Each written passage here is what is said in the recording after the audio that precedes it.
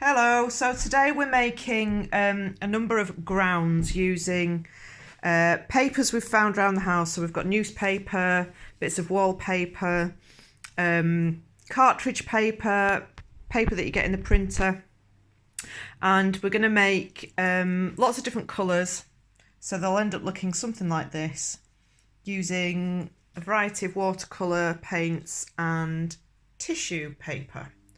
So just explain what you're doing there, Joshua. So I'm just putting in tons of random like blue kind of colours, and then what we will be doing once it's dried out, tearing it and cutting it up and then sticking it in to make a collage kind of butterfly in a way. Okay.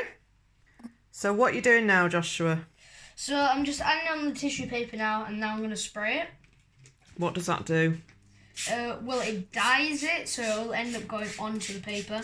Like, okay. It's causing the contrast between blues and greens, which will make, as you can see, it's already coming through and it looks pretty good. Okay. Do you want any more different colours? Yeah, I'll take that yellow, please.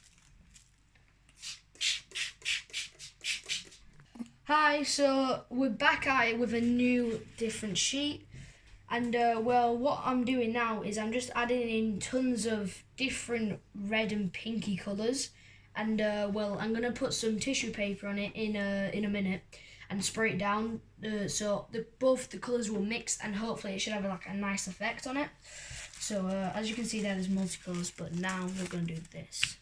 So, let's put it there, different angle, and then spray. How much water do you need on the paper?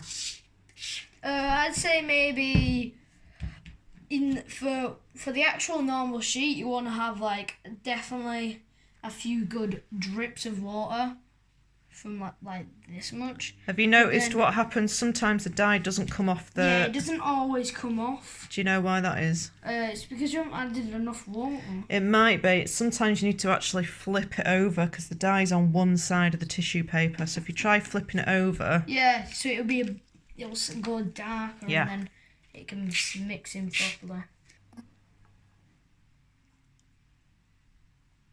So what are you doing here? So we're kind of doing the drip effect, where you just let gravity take its place. So all we're doing really is just doing little dots of paint and letting them fall down. So I'm gonna give it a little squirt.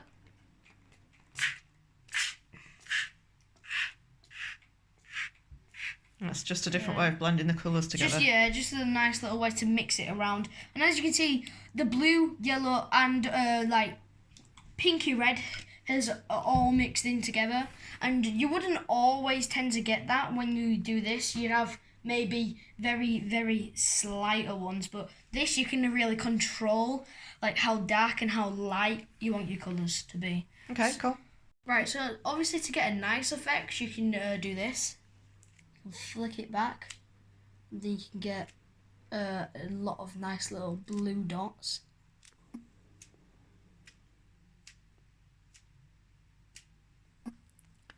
So we've made a right old mess. We've created loads of colourful grounds, which we're just going to leave to dry now. But what you can do when you've got like really wet pieces with puddles of water in, like this piece,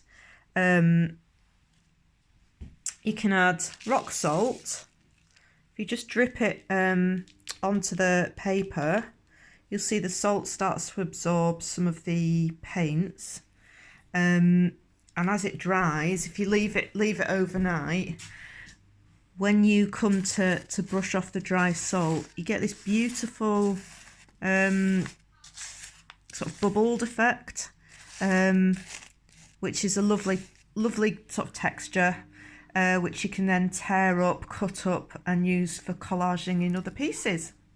So we'll post another video and show you what we actually make with all this mess. See you soon.